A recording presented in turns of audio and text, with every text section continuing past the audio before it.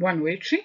Nós vamos continuar falando da ineficácia e da revogação dos atos praticados antes da falência. Todas as vezes que uma empresa tem sua falência decretada, decorrem alguns efeitos. Já tratamos em outra oportunidade sobre os efeitos pessoais, os efeitos contratuais, dentre outros. A questão objeto desta aula é a ineficácia e a revogação de atos que foram praticados antes da falência. Os artigos 129 e 130 da Lei 11.101/2005 tratam sobre esse tema. Nós vamos iniciar, pelo artigo 129, os atos ineficazes. O legislador, ele previu como atos ineficazes alguns atos praticados antes da decretação, independentemente se o credor tinha ou não conhecimento do estado de crise econômico-financeira da empresa, para declarar o ato ineficaz. Também não importa se houve ou não intenção da empresa fraudar credores. O legislador, ao escolher os atos que elencou, ele levou em consideração a prática ocorrida dentro do termo legal da quebra, para alguns casos, em outros considerou limite para ser ineficaz a prática do ato, ocorrida até 2 anos antes da decretação da falência. Ele também considerou algumas situações específicas que não precisavam estar nem no período de 2 anos, nem no termo legal, porquanto a sua prática em si torna-se suficiente para tornar o ato ineficaz. No caso dos atos ineficazes, o legislador elencou taxativamente os casos que levam à ineficácia, não permitindo sequer interpretação extensiva. Vamos observar, antes de começar, cada um dos casos.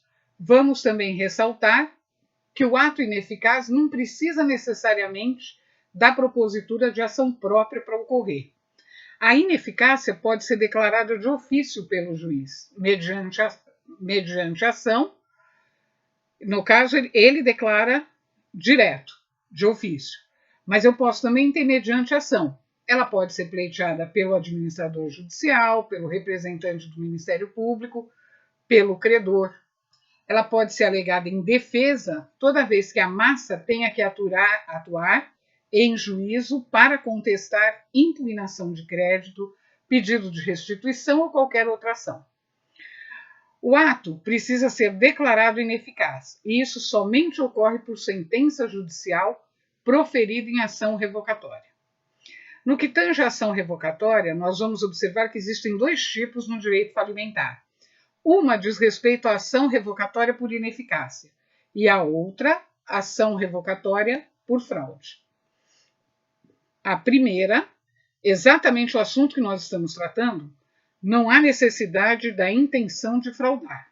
Basta o ato ter sido praticado, qualquer um dos atos do artigo 129, basta ele ter sido praticado nas condições que estão ali determinadas.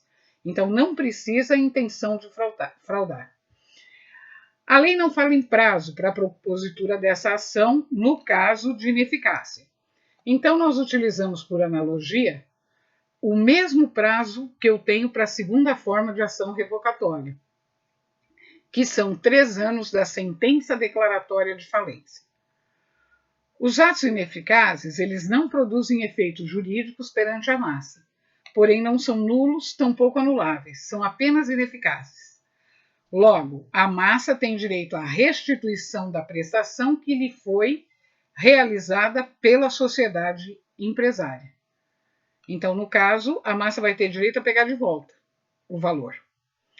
Os atos descritos no artigo 129 da Lei 11.101/2005 são ineficazes porque prejudicam credores da falida, face à diminuição do ativo da massa. Nós vamos analisar cada uma das situações descritas no artigo 129 da Lei de Falências, começando pelo inciso 1. O inciso 1 do artigo 129, diz respeito ao pagamento de dívidas não vencidas realizado pelo devedor dentro do termo legal, por qualquer meio extintivo do direito de crédito, ainda que pelo desconto do próprio título. Bom, embora a dívida exista, A mesma somente se torna exigível na data do vencimento. A antecipação da dívida torna-se uma situação excepcional por mera liberalidade do devedor. Todavia, nada impede que uma empresa antecipe o pagamento de suas dívidas. Contudo, se essa antecipação for realizada no período compreendido pelo termo legal da quebra, o pagamento é ineficaz. Devemos lembrar o que é termo legal da quebra. O termo legal da quebra é aquele determinado pelo juiz na sentença de decretação da falência. Ademais, o termo pode retroagir até 90 dias da data do primeiro protesto que a empresa tiver. Na falta de protesto, os 90 dias são contados da data do pedido de falência ou do pedido de recuperação judicial. Via de regra, a escolha pelos juízes é o ponto que ocorrer primeiro, ou seja, o que for mais antigo. Desta data, retroage 90 dias. Esse período é chamado de período suspeito, porque é o período de insolvência do devedor. Na verdade, causa estranheza o pagamento de um credor em detrimento do outro. Assim, pode aparentar que o pagamento foi feito antecipado porque o devedor, sabendo que se encontrava em situação de insolvência, quis privilegiar um determinado credor. Eu levanto aí uma suspeita em relação a este pagamento. Não importa a forma do pagamento, ainda que tenha sido pago da forma que o seria em outra data futura, o ato é ineficaz. Sendo declarado ineficaz o ato, o credor que recebeu estará obrigado a devolver o valor à massa falida e habilitar seu crédito. Claro que o texto de lei é perfeito em não permitir que os demais credores sejam prejudicados pela falta do valor que foi pago antecipadamente para um determinado credor. Todavia, na prática, nem sempre a situação será tão fácil. Nós podemos deparar com o credor que recebeu o valor antecipado e que não tem dinheiro, tampouco bens para restituir a massa. Como é que fica numa situação dessa? O pagamento foi feito, ele não tem como devolver. Louvável a lei dizer que vai ser restituído. Todavia, nem sempre, de fato, vai acontecer. Se o pagamento de dívidas não vencidas tiver sido previsto e realizado na forma definida no plano de recuperação judicial, não será declarado ineficaz. Nesse caso, nós teremos a recuperação judicial que foi convolada em falência.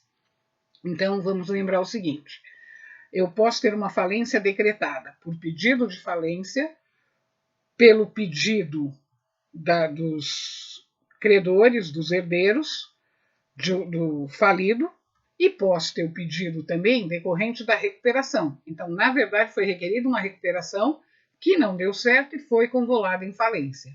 Neste caso aqui, é que eu teria um plano, e neste plano teria a questão do pagamento da dívida não vencida. Se tiver no plano, o ato não é ineficaz, porque constava do plano. O inciso 2 fala sobre o pagamento de dívidas vencidas e exigíveis realizados dentro do termo legal, por qualquer forma que não seja prevista pelo contrato. No caso em tela, basta o contrato fazer a previsão do pagamento mediante o pagamento em dinheiro, mas ao invés do pagamento em dinheiro, o pagamento se deu pela entrega de uma máquina. A dívida não foi paga na forma prevista no contrato. Poderá ter recebido a dívida mediante dação, em que, por acordo entre as partes, o credor consente em receber o valor de forma diferente do previsto no contrato. Também poderá ser o caso de cessão de crédito. Todavia, não constava em contrato tal possibilidade. Neste caso também, se o ato tiver sido previsto e realizado na forma definida no plano, não será declarado ineficaz. O inciso 3 me fala sobre a constituição de direito real de garantia dentro do termo legal, tratando de dívida contraída anteriormente. Então, a dívida é anterior, a constituição em direito real é posterior.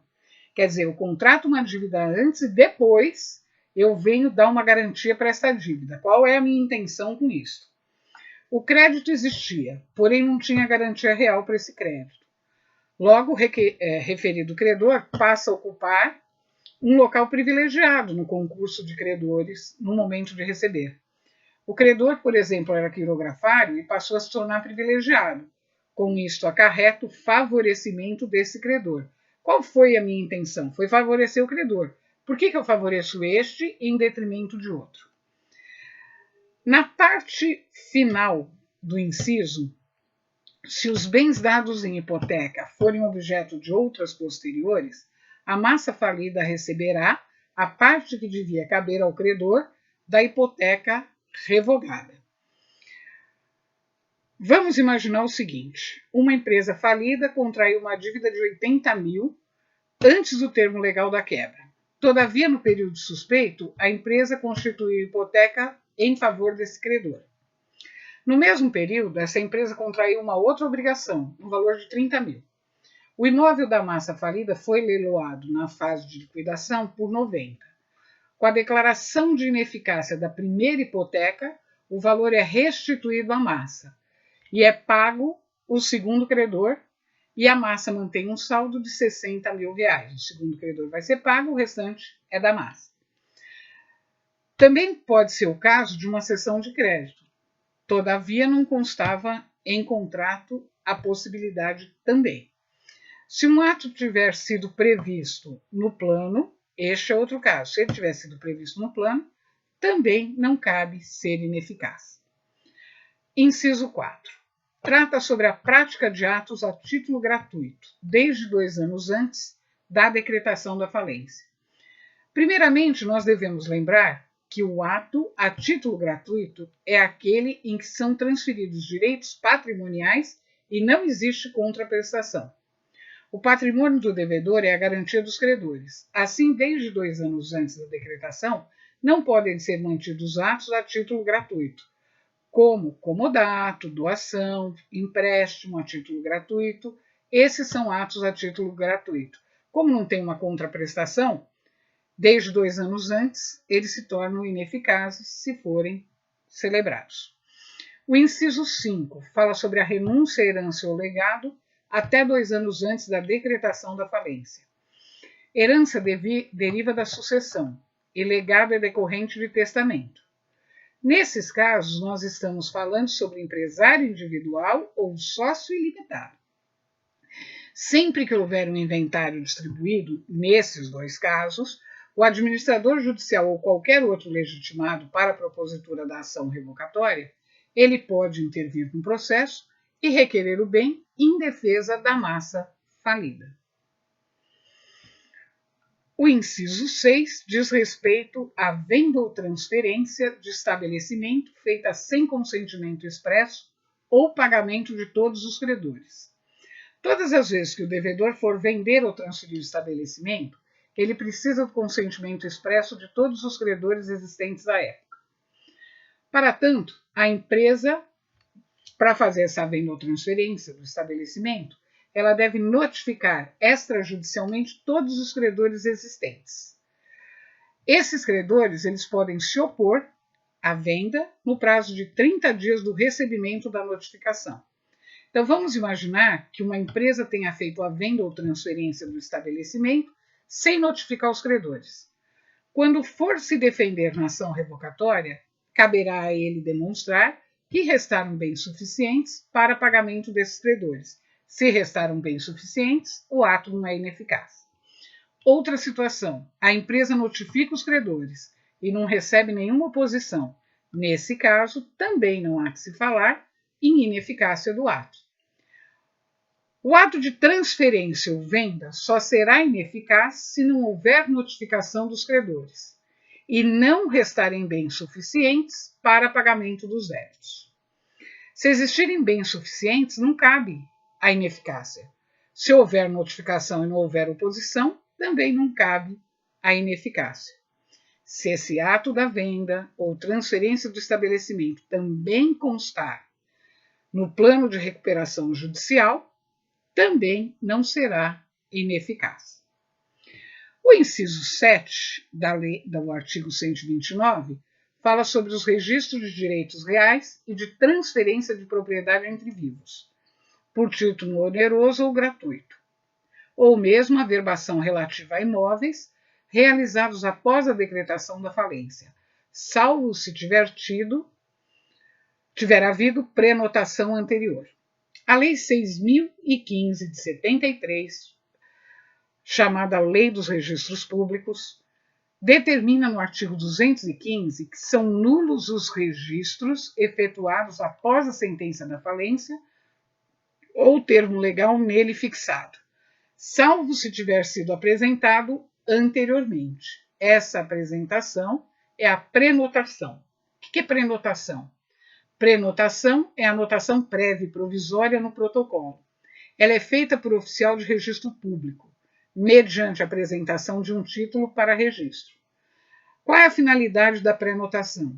É manter a prioridade do registro em relação a outro protocolado posteriormente. Todavia, a prenotação é válida por 30 dias, incluindo o dia do protocolo. Então, nesse caso, se houver prenotação anterior, poderá existir a decretação da falência ou termo legal da quebra, que não fará diferença, uma vez que o ato para registro já tinha sido apresentado anteriormente. Pelo que nós observamos, o artigo 129 buscou o quê? Ele buscou, de todas as formas, não trazer prejuízo à massa. Para quê? Para não prejudicar credores. Então, tudo que pudesse transparecer qualquer problema que trouxesse benefício para um em detrimento de outros, a lei, o legislador, se incumbiu de determinar ineficaz. Nós vamos ficar a ineficácia aqui. Num próximo vídeo, vamos tratar a respeito da ação revocatória, que é o artigo 130 da lei.